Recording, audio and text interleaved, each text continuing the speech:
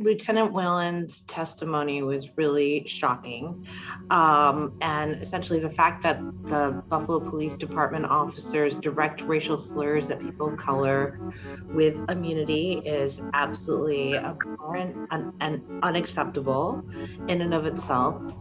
But that the BPD leadership and Lieutenant Whalen, who was a lieutenant at the time and heard these racial slurs being used by the BPD, did not just refuse to report or discipline officers who used this derogatory language, but actually he defended it as a legitimate tactic to bring people of color into compliance. This is all part and parcel of the dehumanizing culture at the BPD that drives the deeply discriminatory police practices that are at the heart of this lawsuit and racial violence more generally. The Buffalo Police Department is under fire of criticism from local activists alleging racial and civil discrimination. Officers' frequent use of racial slurs, including the N-word, and unequal discriminating policing efforts in different neighborhoods are two examples of allegations levied by Black Love Resists in the Rust, a local abolitionist organization. For the past month, Investigative Post's Geoff Kelly has reported on the lawsuit the Buffalo Police Department faces. For Investigative Post, I'm Garrett Looker, and this is Reporter's Notebook. Okay, so let's dive in. And you've been reporting on the police for a long time, but over the last couple of weeks, you've really been pulling some stuff up and doing some really good reporting on it. So tell me what the current situation is with the Buffalo Police Department. Well, so the Buffalo Police Department, like a lot of police departments in cities across the country, is struggling with its relationship, particularly with communities of color, with the policies and the manner in which it polices neighborhoods that are predominantly black and brown, poor neighborhoods. The perception is that those neighborhoods are over-policed, that police are more likely to be inconsiderate, even violent in encounters in those neighborhoods. And there's also this perception, and this is the subject of the lawsuit that gives rise to much of this reporting we've done, that there's a policy implemented by Buffalo Police, but which comes from higher up, that policing should be used to raise revenue on the backs of some of the poorest people in our city, predominantly people of color, that the city has had a policy, not written but practiced, that those communities are targeted for ticketing, for violations of vehicle and traffic law at a much higher rate than communities that are predominantly white. And you did reporting on that much further in the past, right? Yeah, and Investigative Post has my predecessors at Investigative Post. Danielle Perrott did a lot of reporting about it. Another reporter named Marcia McLeod did great stuff on it, and it's all available on our website, of course. Right. And there's a whole history. And in fact, our editor, Jim Heaney, just last week posted a sort of compendium of some of the best reporting Investigative Post has done, all of which sort of led up to the last couple of weeks of stories. So yeah, let's talk about how it did lead up to it. How did you get into this reporting just recently? How did you go about reporting it, and where did those pieces of information come from? Well, so the first of the two stories that we're talking about today was about some depositions in this lawsuit in which former officers described sort of regular use of racial slurs in interactions between cops and people of color when they're pulling them over or stopping them at checkpoints and issuing them tickets, sometimes many, many tickets, for one stop. Those depositions come from this lawsuit that was filed 4 years ago. Black Love Resists in the Rust versus City of Buffalo Police Department, bunch of individual officers. It's a big, sweeping lawsuit that basically, in federal court, a civil rights lawsuit, that accuses the city of violating the Constitution, of violating the civil rights of particularly black and brown people, through its police policies, its ticketing practices. It's been going on for 4 years. The discovery process has been slow but extraordinary in terms of the information that the plaintiffs are asking for and getting from the city regarding ticketing patterns, but also depositions. And so over the last 4 years, I've kept in regular touch with the attorneys and the plaintiffs in this case. And so, a few weeks ago, one of those attorneys said, not for nothing, but there's some interesting depositions we've just taken, and they're going to become public. And so that relationship helped me get sort of a jump on this story. So really it's years of reporting in Buffalo and building those relationships that got you the keys to unlocking this piece of information that led to the reporting that you've been doing over the last few weeks. You know as well as I, Garrett, that maintaining those relationships is half of what reporting is. Right. Right. So and that's so I was lucky. And in a sense, the story sort of fell in my lap, but in another sense, I'd been sort of like asking for it. Right. Well, you've been waiting. Yeah. Well, let's talk about those sources. What do those sources look like, and what are some of the sources that have evaded your questions regarding this stuff? Well, happily, one of the firmest ground a reporter can stand on is when something is in the public record, particularly if it's a court record.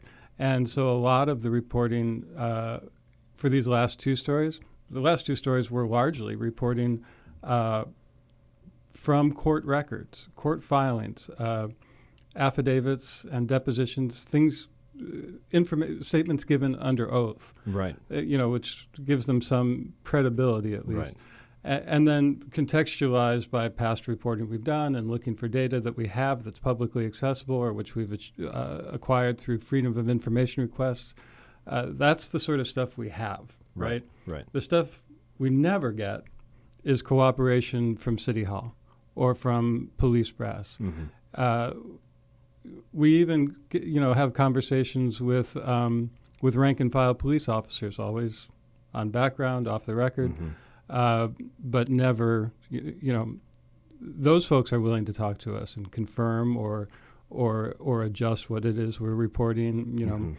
But in terms of the people whose job it is to be responsive and who are responsible for setting policy, they, generally speaking, if they reply at all to a request for comment, it's to say we have no comment. Well, I think it was a source from your most recent article on the DOJ and potentially the federal government stepping in to critique the Buffalo Police Department. And it was at the very bottom of that story. One of your sources said, this doesn't make sense because this is a prime opportunity for public servants to do the right thing. Yeah, right. So that's an interesting thing, right? So one of the things this lawsuit is asking for is they're asking for financial damages for people who claim their civil rights were violated by cops, Buffalo cops, but they're also asking for reform, sweeping changes to the police department. They want a federal judge, to basically order a program of reforms. It's called a consent decree. The other way that can happen is with the Department of Justice can come in and investigate a department. They've done that dozens of times, many, many times across the country over the last 25 years.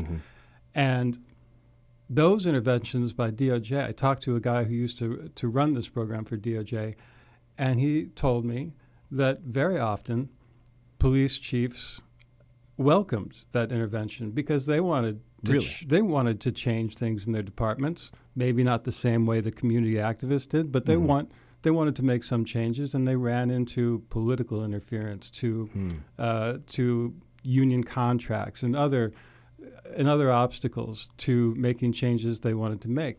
DOJ comes in and they mandate it. It's required. It becomes legally binding, and that gives the chiefs or the commissioner, what have you, an opportunity maybe to enact change that they can't achieve on their own. It also has had the effect in some cities, these kinds of consent decrees, of increasing to some degree trust between the community and the police department, because there is this perception that some sort of change is being made, or at least Right. attempted. Right. So is there a sense of like political gridlock? I know you spoke, not necessarily for this set of reporting, but several years ago, you spoke with a councilman here in Buffalo regarding his experience on the Buffalo Police Department. Do you see through your reporting a political action through people like that want to change the police department? No.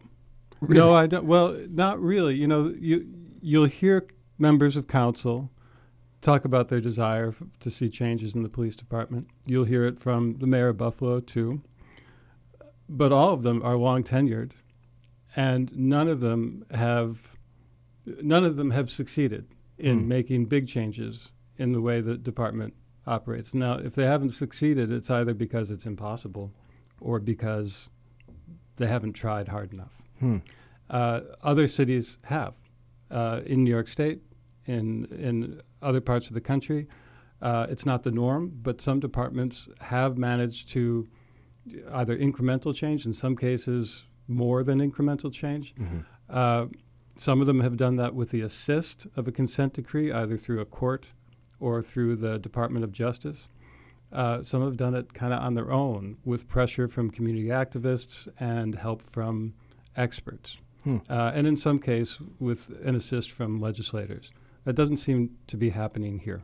Interesting. Well, you brought up community activists, and let's talk community activists. What's the reaction from your reporting? Have you heard from people? Have people reached out? And has their perception of the Buffalo Police Department changed over the course of these past few weeks? Well, the problem is that their perception hasn't changed, because what we reported in the last couple of weeks comports with the perception they already have, which is that nobody is saying that every cop individually is a racist, right? That's absolutely not what anyone's saying. It absolutely can't be true. Right. What they argue is that the system itself and the policies that drive the system have the effect of racism, of discrimination, and that's a long-held perception among community activists, but not just among community activists, among people in these neighborhoods who are accustomed to the idea of being pulled over because they have tinted windows and getting a ticket, not just one, but one for each tinted window, things like that. Really? Yeah. Wow. Yeah. A thing that happens at a much higher rate if you happen to be a person of color than if you're white. If you're white and you get pulled over and you have 4 tinted windows, you might just get 1 ticket. If you're black, you might get 4. Really? Yeah. So what do you think moving forward your reporting might touch on? I mean, you had mentioned that this time things kind of fell in your lap, but you're keeping those pathways open. You're keeping that communication open with these activists. What do you think the next step is with the reporting? Sure. Well, there are a lot of different stories that we're following, me and other reporters in our newsroom. But that lawsuit, Black Love Resists in the Rust against the City of Buffalo, that is kind of, for a journalist, the gift that we'll keep on giving. Right. Pre-trial discovery continues. They continue to take depositions. They're continuing to gather data. The city does not seem interested in settlement talks, which means it's pushing toward a trial. It'll just continue, yeah. Yeah, and as it does, more information will become available to me and to other reporters, and therefore to the community. How long do you think that will go on? Well, I think depositions are meant to finish sometime in the spring. They're going to do expert testimony like early summer. They don't have a trial date yet, but I think discovery should be done by the end of the summer, of next summer. So over the next 6 or 8 months, more of this stuff will keep coming up. And you have your work cut out for you. I do, but it's joyous work.